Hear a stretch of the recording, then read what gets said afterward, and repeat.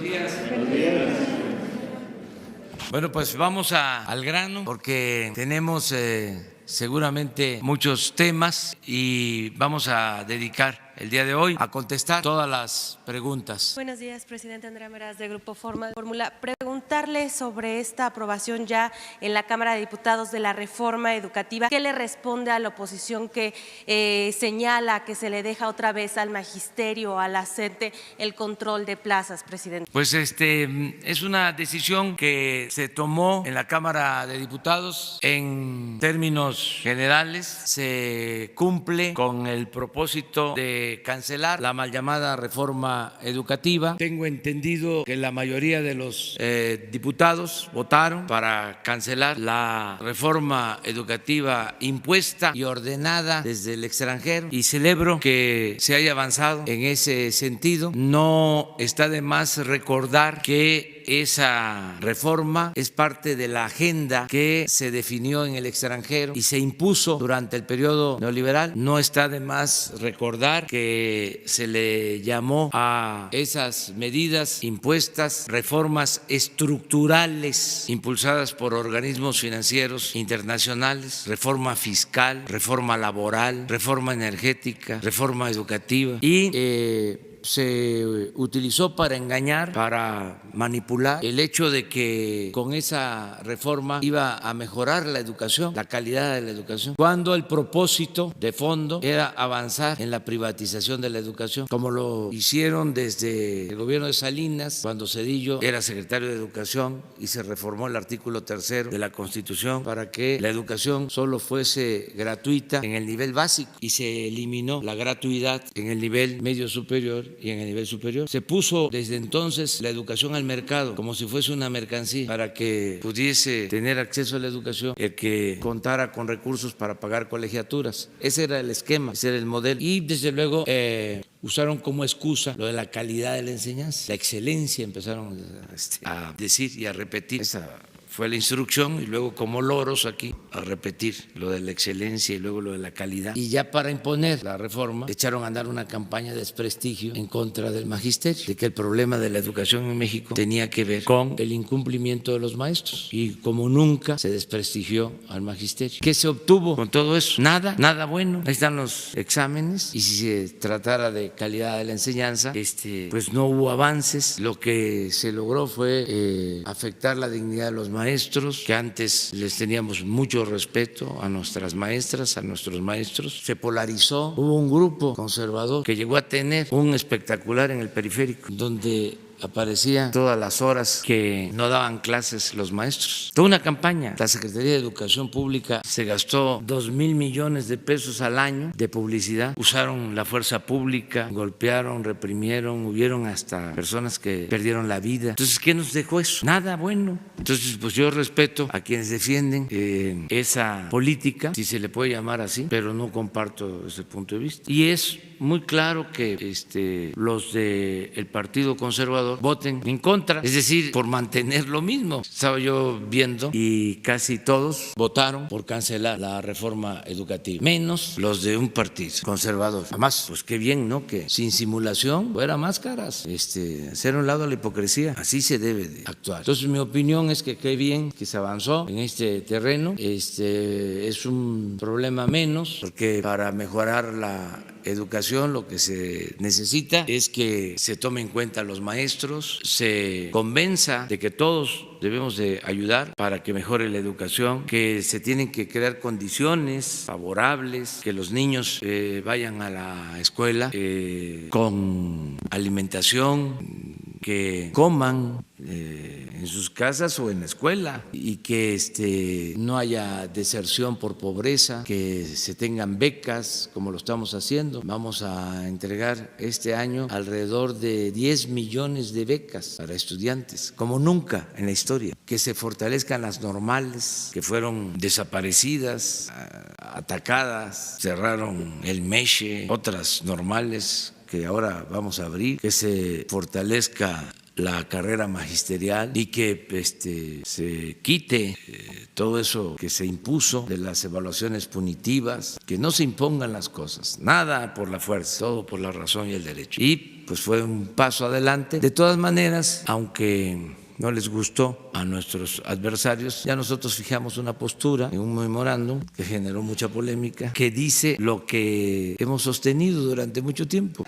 que debe de cancelarse la llamada reforma educativa y no afectar al magisterio y mejorar la calidad de la enseñanza, combatiendo la pobreza y creando oportunidades para que todos puedan estudiar. Lo decía Morelos en Los Sentimientos de la Nación hace más de 200 años. Decía que se eduque al hijo del campesino y del barretero, igual que al hijo del más rico hacendado. Eso es todo. Educación pública, gratuita, de calidad, pluricultural, en todos los niveles. Educación como derecho, no como privilegio, no como mercancía. Entonces, muy bien por los diputados que se haya aprobado. Y también los que votaron en contra, hay que reconocer que actuaron de manera consecuente. Gracias, presidente. Buenos días. Para insistir en este tema de la reforma educativa, si desde su punto de vista no cree que se deja abierta la puerta para que sea el sindicato o los sindicatos quienes decidan sobre el reparto de las plazas, esa sería la primera pregunta. Pues no, eso es lo que sostienen los que defienden la mal llamada reforma educativa, que es el regreso a la venta de plazas. No es así.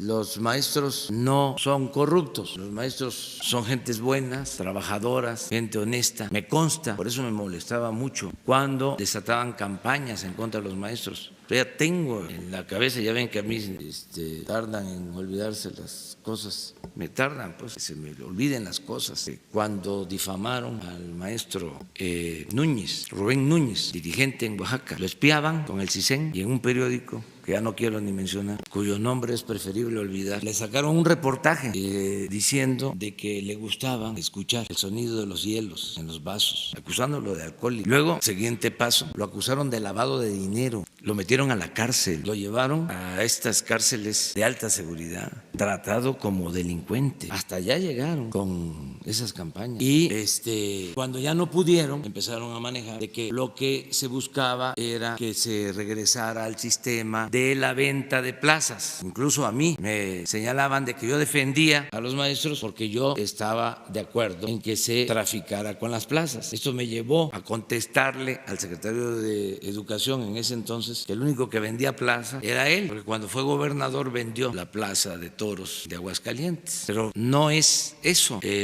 Las plazas se tienen que entregar de acuerdo a los méritos y darle preferencia, eso sí, a los egresados de las normales. Porque en la llamada reforma educativa ya no era prioritario tomar en cuenta a los egresados de las normales, sino que cualquier profesional podía ser maestro. Era dejar a las normales públicas como cualquier otra escuela y poner a competir mediante evaluaciones. Pues iban a ganar todos los de las escuelas, ya ni tampoco voy a mencionarlas. Pues, ¿quiénes eran los profesionales que tenían los cargos durante el periodo neoliberal? ¿De qué escuelas? Los cargos, es decir, hasta hace poco, hasta en el Banco de México, que no se vaya a malinterpretar, que no es un cuestionamiento, pero habían 7 vicegobernadores o 5. De los 7 o 5, solo uno no era de esa escuela, que tampoco voy a mencionar. Fue una cosa nunca vista. Entonces querían eliminar las normales. Entonces no va a haber venta de plazas, no va a haber tráfico con las plazas, no va a haber charrismo sindical, no va a haber sindicatos protegidos por el gobierno, no se aceptan grupos de intereses creados. Esto es otra cosa, es un cambio por completo. No va a haber entrega de dinero a dirigentes para mantenerlos quietos. No va a haber maiceo, no va a haber maíz con gorgojo, nada, nada. Y libertad completa, absoluta. Yo no estoy de acuerdo que todo el derecho de manifestarse, todo el derecho de expresarse, sin represión. Pero entonces, ¿no hay riesgo de que el sindicato meta mano en el reparto de las plazas? No, porque se va a ajustar a lo que va a aprobarse en su caso en las leyes, porque esto es reforma constitucional, faltan las leyes secundarias. Gracias, presidente. Y el otro tema que le quería preguntar es sobre el hecho de que don Miguel Rincón, que es parte de su consejo asesor y con quien usted tiene un compadrazgo, participe en la licitación de los libros de texto, que es una licitación millonaria. Pues es una empresa que él tiene desde hace mucho tiempo. No sabía que que él estaba participando. No sé si legalmente está impedido. Si está impedido, no puede participar, no podría participar. Pero le pregunto por el conflicto de interés por la cercanía que tienen personal. Pero si legalmente no tiene problema, podría participar. Yo no protejo a nadie, ni acepto influyentismo de nadie, ni de amigos, ni de mis familiares. Lo dije el día que tomé posición. Solo me hago cargo de Jesús Ernesto porque es menor de edad, pero no me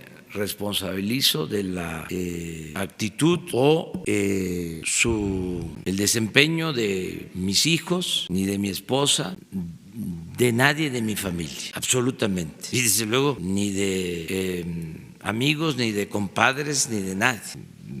No protejo a nadie. Yo estoy inventariado, me debo al pueblo, a un movimiento que busca una transformación, un cambio verdadero. Y eso lo saben muy bien mis amigos y mis seres queridos, y saben que no hay nada que esté por encima del interés general. Soy un servidor público. Y finalmente preguntarle, presidente, sobre su reunión de ayer con el senador Napoleón Gómez Urrutia, si abordaron el tema de la reforma laboral, si usted le pidió algo en particular o él a usted, y en ese sentido, en función de que este gobierno ha impulsado una reforma para la democratización de los sindicatos, si usted cree que es tiempo también de que haya una renovación en el sindicato minero. Sí, se abordó el tema de la reforma laboral. Yo pienso que debe de aprobarse la reforma laboral, ojalá y se apruebe, porque tiene avances importantísimos. Por ejemplo, lo de la democracia sindical, que los trabajadores puedan elegir libremente a sus representantes con voto libre y secreto. Eso es importantísimo, el que haya democracia sindical. Es muy importante también que se garanticen las libertades plenas a los trabajadores. Hay avances que nosotros apoyamos en esa reforma. Está en el Senado y ojalá y se apruebe esta reforma. El caso de Napoleón Gómez Urrutia pues es polémico porque los que se sentían dueños de México y además eran los que mandaban, lo expulsaron de México. 12 años lo mantuvieron fuera del país porque eran los que mandaban. Se les enfrentó o los enfrentó y tuvo que irse al exilio. Entonces nosotros no perseguimos a nadie, garantizamos las libertades. Él regresa, no les gustó a los que mandaban, a los conservadores, pero pues es senador de la República y es el presidente de la Comisión de Trabajo. Esto es polémico, polariza, pero es la verdad. Nosotros ayudamos para que él regresara, porque consideramos que era una injusticia. Como ya hemos padecido en otros tiempos persecución, no queremos que nadie sea perseguido. Y no queremos que el gobierno sea un comité al servicio de una minoría, porque se sentían los dueños de México y como aportaban dinero para las campañas y ayudaban a los candidatos, ya cuando imponían a una autoridad, pues ya lo traían de llaverito al presidente, de títere, ponían hasta los secretarios, en este caso, del trabajo. Entonces, pues yo entiendo, ¿no?, que ahora no les guste, pero pues ya cambiaron las cosas. Lo otro es que nosotros protegemos a quienes son perseguidos, pero al mismo tiempo no permitimos ningún acto antidemocrático y estamos en contra del charrismo sindical, estamos a favor de la democracia sindical, que sean los trabajadores los que decidan sobre sus representantes. Ese es nuestro punto de vista y nos importa mucho, sí, el que se apruebe, si así lo decide, desde luego, el Senado, la reforma laboral. Entre otras cosas, porque no queremos que se utilice de pretexto este asunto para que se diga en Estados Unidos que no estamos cumpliendo con los acuerdos del Tratado de Libre Comercio y quieran reabrir la negociación. Y como no queremos meternos en los asuntos de otros países y hay en Estados Unidos una situación política electoral, nosotros no queremos estar participando en esas diferencias, que no haya excusas. Ya se llegó a un acuerdo en lo comercial, queremos cumplir con nuestros compromisos y parte de los compromisos es que se tenía que hacer una reforma laboral para, aunque parezca increíble, democratizar interesar a los sindicatos. Que parece increíble que la propuesta la hayan hecho en Estados Unidos y que haya coincidido con lo que nosotros hemos venido demandando desde hace muchos años. Entonces, por eso decimos sí a la reforma laboral, porque favorece a los trabajadores mexicanos. Presidente, buenos días. Dos preguntas. La primera, ahorita que está hablando del maestro Núñez y del senador Napoleón Gómez Urrutia, la primera pregunta sería, ¿usted cree que también fue difamada, fue perseguida la maestra Elba Ester Gordillo? Yo creo que son cosas distintas. El maestro Rubén Núñez es un maestro humilde.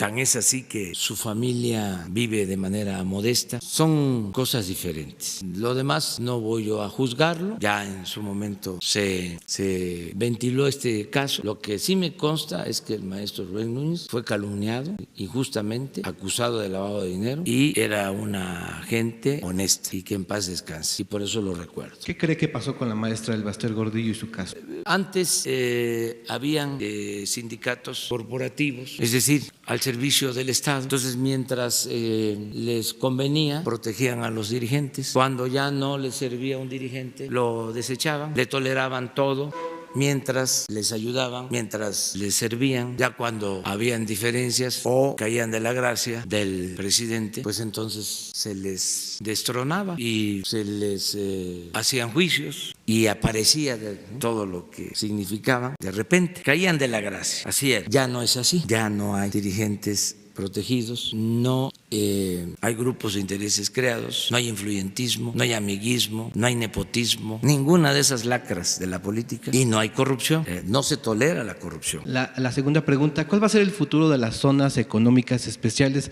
Este programa que presumieron mucho en la administración pasada y que era para ayudar al sureste de México. Gracias. Pues era para supuestamente ayudar, pero nunca hicieron nada por ayudar. Hicieron negocios, compraron terrenos y derrocharon recursos, no se benefició en nada. Ayer, por ejemplo, se canceló lo del organismo de fomento al turismo, el Consejo del Fomento al Turismo. Era un barril sin fondo, no se fomentaba el turismo, se utilizaba el dinero para comprar lealtades, voluntades, para pagar publicidad en periódicos. Entonces algunos están inconformes, pues sí, pero ya no hay derroche. ¿No se acuerdan del ProMéxico? Ya no existe tampoco. Habían 60 oficinas en las principales ciudades del mundo. 60 oficinas, puro recomendado, que supuestamente promovían a México. Siempre digo, a ver, aquí en la Ciudad de México hay ProFrancia, hay una oficina que se llame ProAlemania, ProItalia, solo nosotros. Todos estos inventos carísimos, nos está costando trabajo y también recursos, porque ya habían contratos establecidos que tenemos que ir finiquitando poco a poco. Pero no podemos dejar eso, sí, totalmente.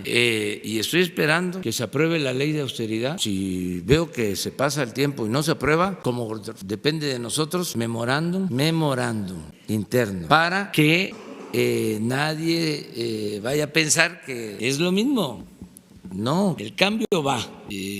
No es fácil, pero va. Se oponen, ya nadie va a hacer negocios al amparo del poder público. Es que tenían tomado el gobierno, tenían secuestrado al gobierno.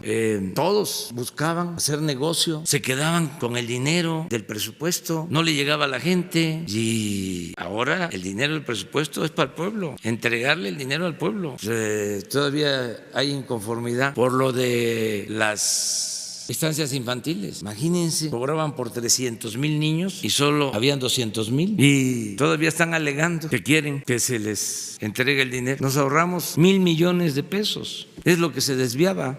Y está pendiente lo de el Prospera, que les vamos a presentar el reporte. Ahí supuestamente entregaban apoyos a 6 a 7 millones de familias, y en los censos aparece la mitad. Y desde luego que todo esto se está documentando y va a la Fiscalía General. Entiendo entonces las molestias que todo esto ocasiona, pero si no limpiamos no van a haber cambios. Entonces esa es un poco la pregunta, la respuesta. Marco Antonio Olvera, corresponsal de Latino California en México. Presidente, el primer trimestre de este año subió la inflación. ¿Cuáles serán las acciones de su gobierno para proteger los bolsillos que ganan un salario mínimo y un poco más? Y también cuál será la acción del gobierno luego de que las autoridades del Banco de México den la referencia de la tasa de interés que será el próximo mes de mayo. Es la primera pregunta, si me contesta, por favor.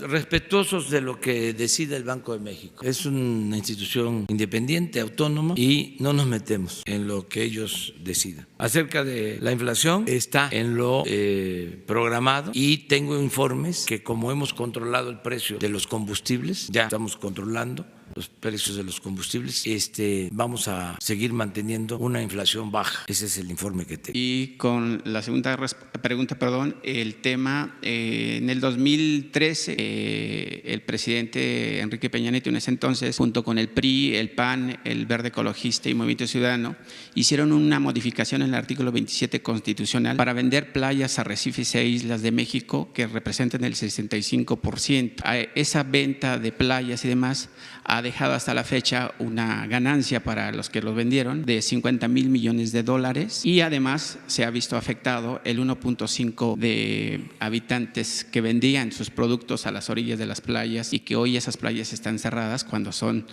bienes de la nación. ¿Cuál es la acción que tomará su gobierno para echar hacia atrás esa reforma del artículo 27 de la Constitución del 17? Tengo entendido que no se reglamentó la reforma. Querían llevar a cabo esto, se promovió desde el Congreso, pero se detuvo la aprobación de la ley secundaria. Esa es la información que yo tengo. De todas maneras, voy a revisarlo. No van a haber privatizaciones, eso sí, se terminan las privatizaciones en todo lo que tiene que ver con los bienes de la nación. No hay ya una política privatizadora. Pero en la península del Mar Caribe, pues hay empresarios hoteleros que ya no dejan accesar a la gente. Ese es otro asunto, pero no es legal. Si lo están haciendo, no es legal. Hay seguramente concesiones que se otorgan, ¿sí?, por determinado tiempo por las autoridades, pero lo que querían era entregar la propiedad, en propiedad, las costas. Lo estaba promoviendo un legislador muy famoso, que no voy a mencionar su nombre, porque ustedes tienen que hacer su trabajo, que además son muy buenos para eso. Pero no se avanzó, porque sí, déjenme ver cómo está, en qué terminó.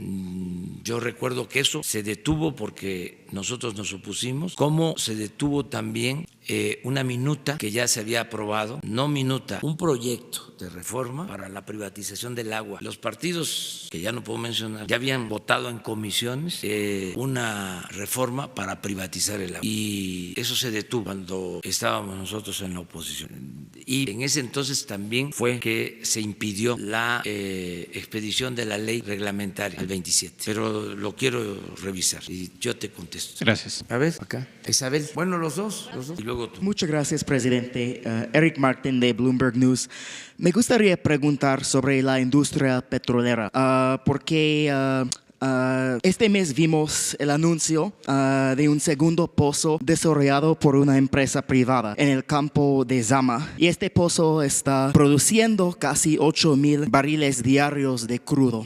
Usted ha dicho que quiere ver resultados de los privados antes de relanzar las subastas petroleras. ¿Hay alguna posibilidad de que este mismo año retomen subasta de campos, o está más pesimista usted al respecto? Gracias. Es que hay que ver la información, porque yo tengo la información que los contratos que se firmaron luego de la reforma energética no se han traducido en producción petrolera, que hasta hace 15 días el informe que me presentaron, de todos los contratos, más de 100 contratos, solo se habían extraído 4,000 barriles diarios, que es casi nada, 4,000 barriles diarios. Y todavía me comentaban que se estaba analizando porque se trataba de contratos de pozos que ya estaban en producción por parte de Pemex. Entonces, lo de 8,000 barriles diarios tendría yo que verlo de un solo campo. Hay que revisar ese informe. Lo que sí es muy alentador es que estamos ya recuperando la capacidad productiva de Pemex. Ya se detuvo la caída. Ayer, antier, lo dimos a conocer porque nos dejaron una situación muy delicada. En un año se perdieron casi 300,000 barriles diarios, durante la reforma como 400, 500,000 barriles, de la reforma a la fecha, diarios, y bajamos a 1,610,000 barriles, fue lo que recibimos en diciembre, enero, y ya estamos en 1,680,000 barriles. Ya estamos remontando la caída, y pensamos que vamos a estabilizar y poco a poco vamos a ir aumentando para finales de año. Desde luego, si tu información es buena, lo celebro, porque quiere decir que ya están invirtiendo y ya se va a producir. Pero desde luego 8,000 barriles no pinta. Después de 4 años es como el parto de los montes. Y este es solo un pozo que se llama Zama 2 y se anunció el día 15 de abril. Entonces, tal vez es algo que falta para revisar en términos de las fechas que mencionó usted. Sí, pero aún 8,000 barriles para la reforma energética, después de 4 años, cuando se hablaba de que íbamos a estar produciendo 3 millones de barriles diarios, es muy poco. Entonces vamos a esperar más tiempo. Y no estamos revisando ningún contrato, ni estamos cancelando ningún contrato. Estamos cumpliendo con nuestra palabra de mantener los contratos y exhortando, llamando, convocando a las empresas que tienen los contratos para que inviertan y produzcan. Entonces todavía falta para decidir si van a relanzar las subastas. Falta, es que es muy poquito. En el caso de que fuese cierto, no lo dudo, o sea, yo lo voy a revisar y puede ser que sí ya estén produciendo estos 8,000 barriles. Hay que tomar en consideración también que en los contratos que se entregaron incluyeron campos que estaban produciendo o campos en donde ya se tenía avanzado el trabajo exploratorio. De todas maneras, vamos a presentar un informe. Yo tengo que dar a conocer un informe trimestral para mediados de junio. Y voy a hablar sobre este tema, de cuánto ha aumentado la producción en los contratos de Pemex. Isabel. Gracias, presidente. Buenos días. A propósito de lo que se aprobó en esta reforma educativa, abordan el tema de los contenidos de educación sexual. Es un tema de cara a una situación triste y lamentable en nuestro país, en donde menores de edad, niñas prácticamente, se convierten en mamás, ¿no? Viene el Día del Niño. El gobierno de la Cuarta Transformación, ¿qué es lo que considera debe darse a los chicos de primaria, de secundaria, de nivel bachillerato sobre educación sexual? Es una educación laica, como marca la Constitución, pero ¿cuál es la propuesta? Me gustaría saber, porque en muchas ocasiones los maestros, tanto de escuelas públicas como de escuelas privadas, simple y sencillamente se saltan el tema y los resultados saltan a la vista en las cifras de embarazos no planeados, no deseados. Eso por un lado.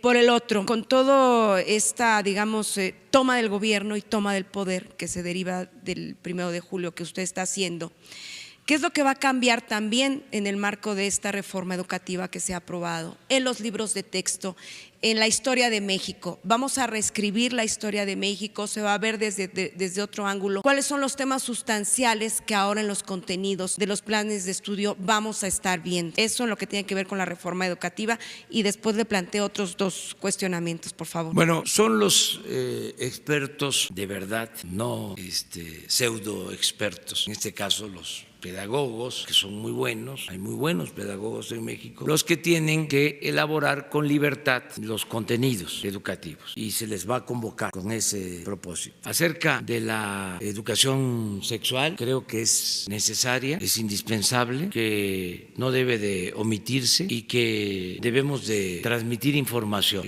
a los adolescentes, y si es necesario a los niños, que haya una formación en ese sentido, científica, racional, no mezclar en este caso asuntos que tienen que ver con la fe o con los dogmas. Esto tiene que apegarse a la ciencia, al conocimiento. Ese es mi punto de vista, y lo tienen que resolver los expertos, pedagogos. ¿Valdría la pena alguna capacitación especial para los docentes en este tema de cuestión de educación sexual? Se incluye incluye ya en los planes de estudio, El tema normales, normales, sí, y en todas las escuelas. Sería cosa de reforzarlo o de revisar los planes de estudio o de formación de maestros.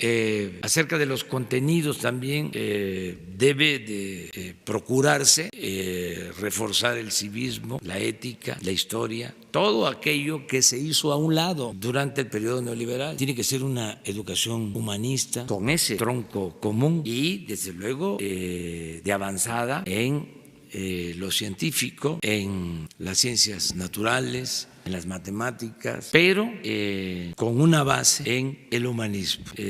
No descuidar eso. Una de las características del periodo neoliberal es que se buscó borrar la historia, se declaró el fin de la historia y pues eso es completamente un contrasentido. El que no sabe de dónde viene, no va a saber hacia dónde va nunca. Entonces sí, sin dogmas, sin carga ideológica, tiene que hacerse una revisión de los contenidos educativos. En el caso, a propósito de este tema, Porfirio Díaz impuso esta tradición, ¿no? De cuando en la celebración del inicio de la Guerra de Independencia, ¿usted va a seguir con esta tradición, hablando justamente de que la educación tiene que ser certera, que se tiene que enseñar lo que realmente pasó? Sí, Por su cumpleaños, lo digo, ¿no? Sí. Porfirio Díaz. Él cumplía años el 15 de septiembre y por eso lo de la celebración. Pero el programa se dividía en dos partes. Primero era el besamanos, todo el día, las visitas, ¿no? Para felicitar de todos los sectores. Habían hasta manifestaciones de los fifís de aquel entonces, el 15. Y ya en la noche se le daba continuidad con lo del grito. Es un asunto de discusión histórica, porque la mayoría coincide de que el grito fue en la madrugada del 16. Por eso la pregunta. Sí, nosotros vamos a seguir con el grito en la noche, que es ya una tradición, y sí vamos el 16 a llevar a cabo un acto ¿El mismo desfile? Conmemorativo, sí, un desfile no solo militar, también civil. Estamos ya trabajando en eso. Ayer se nombró a Zoé Robledo, subsecretario de Gobernación, encargado de la comisión para la organización de estas fiestas cívicas. Vamos a conmemorar de manera muy destacada el 20 de noviembre, como no se había hecho en los últimos tiempos, el aniversario de la Revolución Mexicana, y vamos a preparar toda la conmemoración de la independencia para el 21. Entonces vamos a llamar a participar a historiadores, antropólogos, a maestros, a ciudadanos en la comisión, pero va a haber todo un plan, un programa con ese propósito. Y ya nada más, finalmente, ¿qué pasó con Cuarón? Sí hubo una invitación formal para invitarlo por la premiación de la película Roma, y su opinión respecto de este reconocimiento a la mexicana Daniela Soto Inés, quien se ubica como la mejor chef del mundo. Gracias. Sí, pues todo lo que sea un triunfo de un mexicano es un halago para el gobierno y desde luego para toda la sociedad. Y celebramos estos reconocimientos.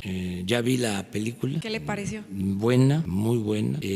Sobre todo las imágenes y el contenido. Trata un tema importantísimo, el de las trabajadoras domésticas.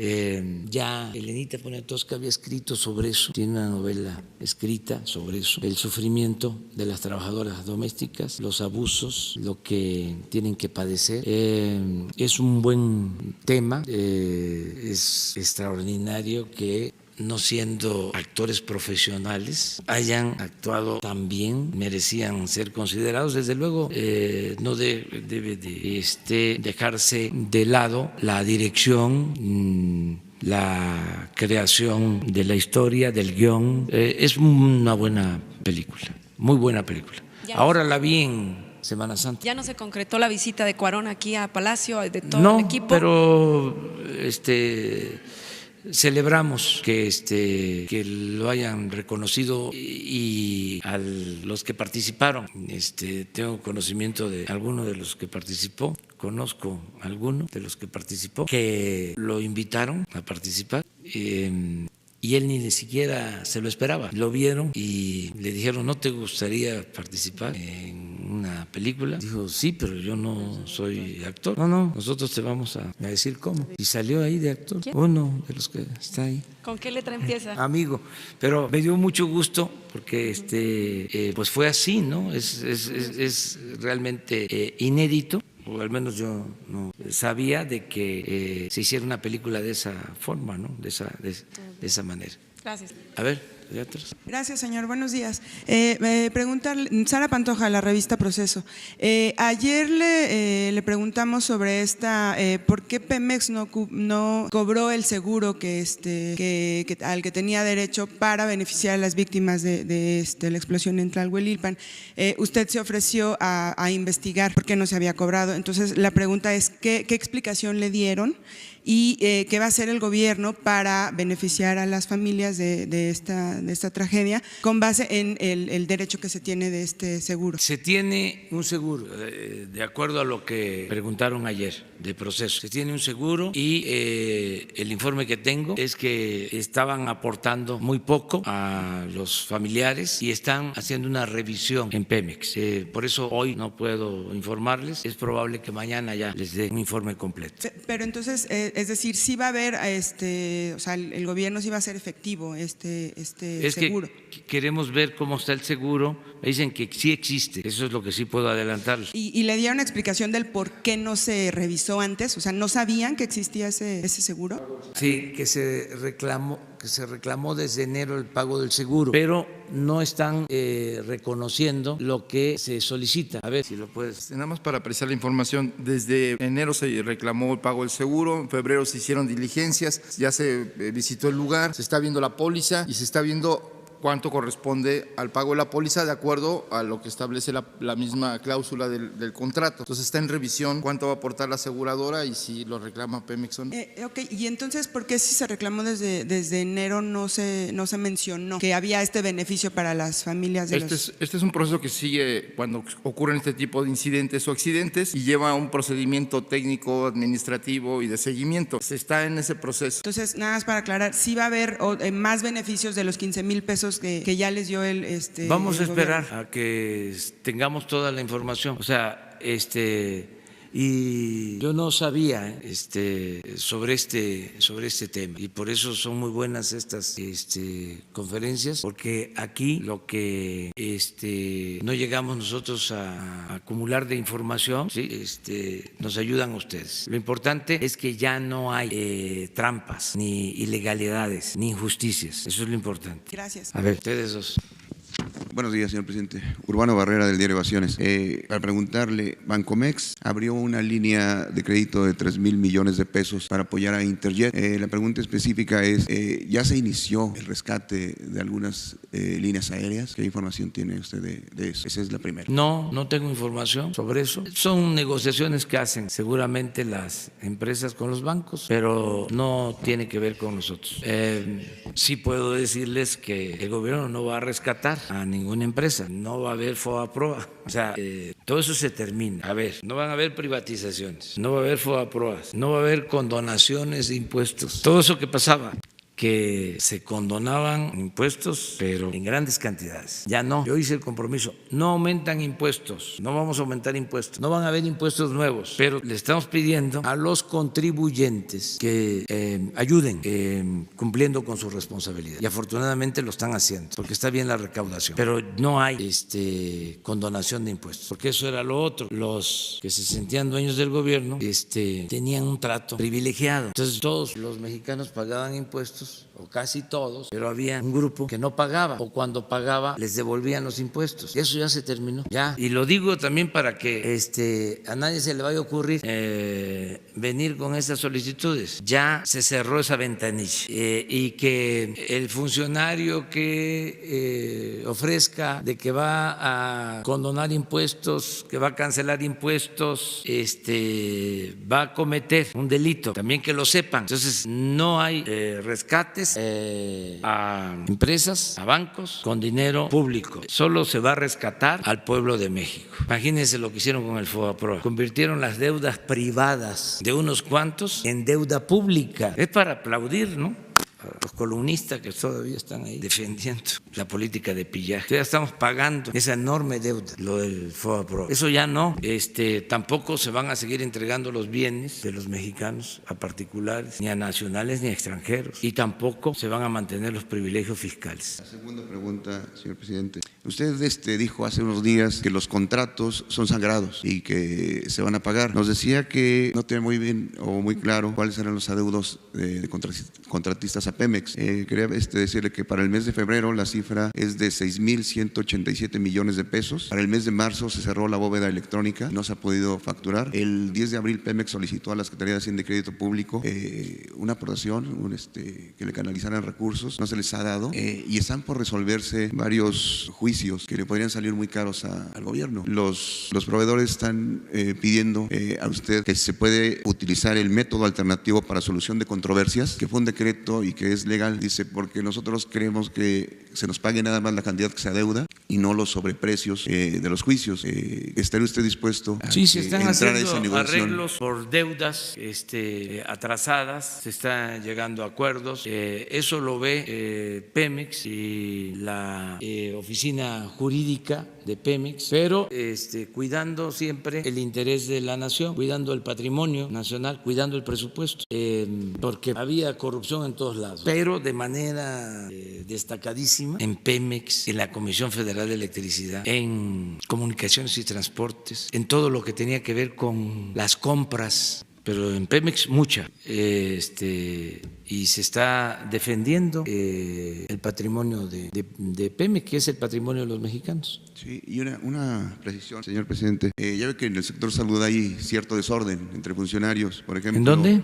En el sector salud. Por ejemplo, el director de Prestaciones Económicas y Sociales del IMSS, Mauricio Hernández, desmintió al ex secretario de Salud, José Ángel Córdoba, en el tema de la influenza, ya ve que cumplió 10 años. Él dice que se infectaron 9.5 millones de mexicanos y que murieron 1.289. No, perdón, que murieron 8,000 contra las cifras que se dieron oficialmente en el sexenio de Felipe Calderón Hinojosa, que fueron nada más de 1.316. ¿Usted estaría dispuesto a que se viniera a decirnos qué realmente pasó? Porque también otro subsecretario desmintió al doctor Alcocer con lo del... Pero que se informe y que se diga la verdad, que no se culpe sin pruebas, que se actúe de manera responsable. Hay veces que se emiten juicios sin fundamentos, o sea, en general. ¿Sí? Entonces, que hablemos y que haya polémica, que haya debate, pero que haya pruebas y que se actúe con apego a la verdad. Eso es todo. Y en ese tema, ¿va a haber la misma inversión en la compra de medicamentos para cáncer y para VIH? Sí. Porque se dice que ahora, yo creo que ya llegó el comentario, que ahora se va a privilegiar la prevención y las enfermedades existentes, pero las enfermedades terminales ya no se les va a dar recursos que ahí se mueran. No, el propósito nuestro es garantizar el derecho a la salud. O sea, lo que tengo en la cabeza, el ideal que quiero convertir en realidad es de que todos los mexicanos tengan garantizado el derecho a la salud. Atención médica, desde lo preventivo hasta lo especializado, gratuita. En todas las fases. Y medicamentos gratuitos. No cuadro básico.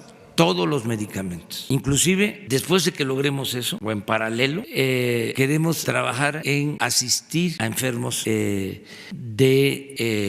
padecimientos graves para que mueran tranquilos. O sea, no abandonarlos, ¿sí?, a los que tienen enfermedades graves, asistirlos. Pero tenemos que empezar desde abajo, porque desgraciadamente se abandonó todo el sistema de salud y lo que más está afectado es el sistema de atención primaria. En los pueblos, en las colonias pobres, no hay médicos, no hay medicinas, tampoco en los hospitales, pero lo que está peor de todo es la atención médica de primer nivel. Entonces vamos a empezar ahí y vamos a ir mejorando en hospitales hasta que se ofrezca un sistema de salud de calidad. Ese es el propósito, ese es todo un desafío que tenemos para eso. Yo les diría que es igual de complejo como el de reducir la incidencia delictiva. Si me preguntan, a ver, ¿cuáles son dos retos que ve que pueden ser más difíciles de atender, seguridad y salud. Y los dos los vamos a resolver, los dos. Más es un proceso. Ahora con lo de Minatitlán, algunos aprovecharon para, bueno, desde antes, ¿no?, que ya andaban ahí buscando cómo desatar campañas, ¿no?, todos los días en contra nuestra, y se olvidan de que pues heredamos una situación de violencia. Estamos buscando la manera de controlar el caos que dejaron las autoridades anteriores, no solo las del sexenio pasado, sino de tiempo atrás, para mejorar la situación, pero lleva algún tiempo, pero sí estamos seguros de que vamos a mejorar todo lo relacionado con la seguridad y con la salud. Gracias, señor. Adelante, ustedes dos, y ahí terminamos, ¿no? Buenos días, presidente. Rafael Herrera, corresponsal de Sin Censura con Vicente Serrano desde Chicago. Hace unos días, presidente, terminaron los foros para escuchar a los migrantes mexicanos. Mi pregunta, presidente, ¿cuál fue el balance de estos foros? ¿Cómo les fue? ¿Y cuáles fueron las aportaciones más importantes para este plan de desarrollo? También aprovechar, presidente, que hace unas semanas usted se comprometió para plantearle al director del Infonavit este plan para que los mexicanos desde el extranjero puedan comprar sus casas a través de Infonavit. ¿Ya tiene un avance o algo que nos pueda adelantar sobre este tema, presidente? Muchas gracias. Sí, sobre los foros ya se recogió la opinión de todos los que participaron, tanto en México como en el extranjero, y la semana próxima ya se va a presentar al Congreso el plan de desarrollo y se incluye la política migratoria en el plan de desarrollo, de acuerdo a lo que se recogió en las opiniones de las mesas que se llevaron a cabo. Lo otro, voy a pedir información al Infonavit para ver qué han hecho con esto que tú estás planteando. Ok, muchas gracias, presidente. Y nada más para aprovechar, ¿ya tuvo una plática con el presidente Trump sobre el tema de ayer? No, se acordó que la Secretaría de Relaciones Exteriores iba a informar, lo hizo ayer sobre este incidente. Ya ustedes saben lo que sucedió, se encontraron en la línea elementos del gobierno de Estados Unidos con soldados mexicanos. Los soldados mexicanos pidieron que se identificaran, se analizó ahí si se estaba en territorio estadounidense o en territorio mexicano. Llegaron ahí a un acuerdo en buen plan y no pasó a mayores. Y fue, según mi informe, hace algunos días. Y ayer se dio a conocer y ya se reconoció que sucedió esto, que fue un incidente y que nosotros no queremos ninguna confrontación, queremos mantener una relación de buena vecindad con Estados Unidos. ¿No tiene planes para hablar directamente con él, presidente? ¿Buscarlo para que haya un diálogo directamente entre los dos? No, pero aprovecho ahora para decirle de manera muy respetuosa, si hace falta, que nosotros no tenemos la intención de vulnerar, de afectar la soberanía de Estados Unidos, de Norteamérica, del país que él representa, que nosotros somos respetuosos de la soberanía de los pueblos, de la soberanía de las naciones, y que en el caso especial de nuestra relación con Estados Unidos queremos que sea una relación respetuosa, de buen entendimiento, que si hay algún incidente se pueda aclarar como se ha hecho y que no pase a mayores.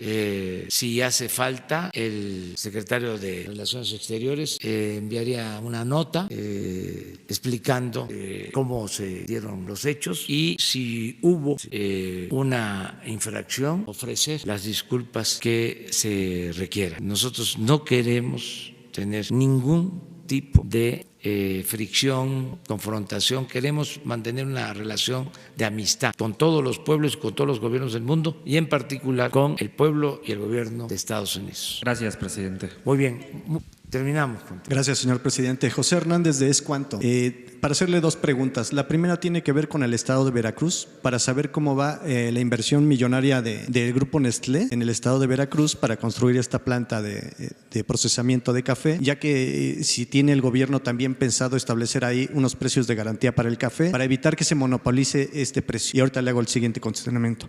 Bueno, es un proyecto, el de la planta de Nestlé en Veracruz. Es una inversión que nosotros consideramos ayuda porque de todas maneras vamos a apoyar a los productores de café de Veracruz y de todo el país. Aquí aprovecho para decir que todos los productores de café y de caña de Veracruz y del país van a recibir un apoyo por trabajar la tierra. Es algo parecido, que no es lo mismo, que el llamado Procampo, que se entregaba a productores de cultivos básicos y no se entregaba a cañeros ni a cafetaleros. Ahora hemos decidido que se apoye también a productores de caña y a productores de café. Entonces, esta es una buena noticia. Van a empezar a recibir, de acuerdo a su superficie, un apoyo. Les va a ayudar este apoyo. Pero además, tanto en Chiapas como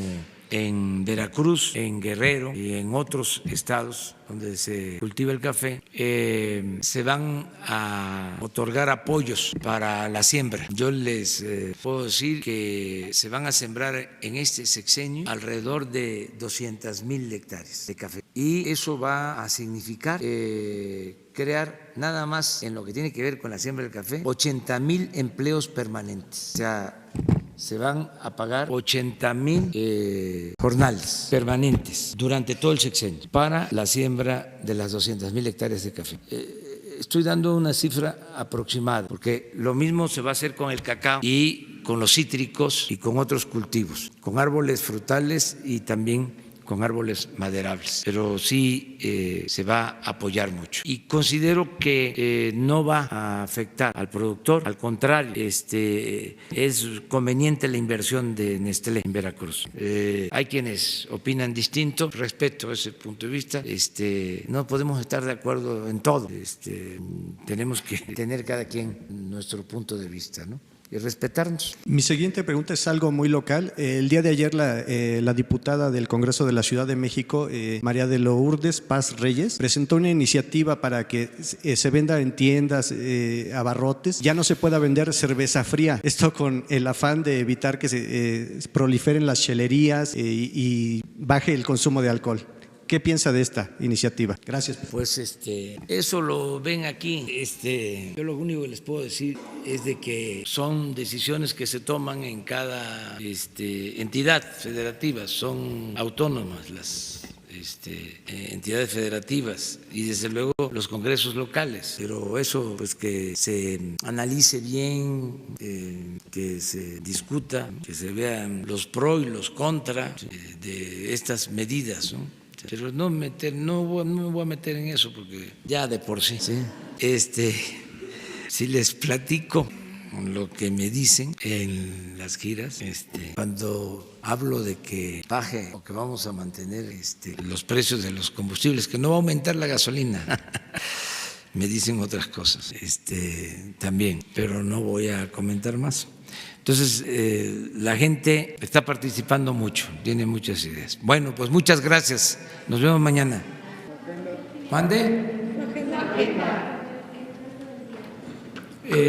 Tengo trabajo, estoy en conferencias con empresas para difundir las prebases de la instalación de la red de Internet en todo el país. ¿Se acuerdan que tenemos ese compromiso de que va a haber Internet en todo México? Estoy trabajando en eso. Entonces tengo entrevistas con representantes de empresas porque se está licitando el uso de 50,000 kilómetros de fibras ópticas, de líneas de fibra óptica de la Comisión Federal de Electricidad. Vamos a dejar comunicado todo el país con Internet. Eso va a ser una revolución. Imagínense, no se ha podido, lo han omitido, han habido reformas a las comunicaciones, pero pasa lo mismo, van a buscar al mercado la rentabilidad. Yo les comentaba que Ortiz Mena, cuando habló con las empresas que tenían el control de la industria eléctrica, les dijo se va a nacionalizar la industria eléctrica porque a ustedes no les resulta negocio electrificar los pueblos, pero el Estado está obligado, tiene la responsabilidad de electrificar el país y ustedes nunca lo van a hacer porque van por la utilidad. Pero el Estado tiene otra función. Con la decisión que se toma con el presidente López Mateos, con Ortiz Mena, se logró electrificar al país. Actualmente el 98% de México está electrificado, hasta las comunidades más apartadas, porque lo hizo el Estado. Claro que esto en la concepción neoliberal es hasta un sacrilegio, hasta que yo lo diga, pero es algo parecido. La electricidad de aquel entonces es el equivalente al Internet de nuestro tiempo. No es posible que el 75% del territorio nacional no tenga comunicación por Internet. Entonces estamos convocando a las empresas a participar, a que hagamos un acuerdo, pero si no participan, de todas maneras va a haber Internet en todo el país, porque los compromisos se cumplen. No voy a dejar un solo compromiso sin cumplir. Y esto es fundamental si queremos que el país avance. Ahora tenemos una cobertura limitada, estamos entre los países con menos conectividad en el mundo. Y ustedes recuerdan cuánta alaraca hicieron con las llamadas reformas a las telecomunicaciones, y quedó en lo mismo. Entonces tenemos que resolver esto. Tiene que haber comunicación para la educación, para la salud. Estamos hablando de la falta de atención médica en pueblos, en comunidades apartadas. Con Internet hasta se consulta. Tengo esto, tengo este padecimiento, ¿qué me recomienda? Ya hay sistemas en otras partes que funcionan de esa manera. Nosotros no tenemos comunicación, ni siquiera en las cabeceras municipales. Hay veces que aquí en la Ciudad de México no hay forma de hablar por teléfono, no entra la llamada, hay que andarse subiendo a los cerros para encontrar la señal. Muy mal el servicio. Entonces tenemos que avanzar. Ese es una de las cosas que estoy atendiendo ahora. Y lo otro, estamos también fortaleciendo al Banco de Bienestar. Queremos pronto tener 7,000 sucursales para la dispersión de recursos, para que no se maneje efectivo, porque el manejo del efectivo en la entrega de apoyos es una tentación. Auspicia el moche y el piquete de ojo. Bueno, nos vemos.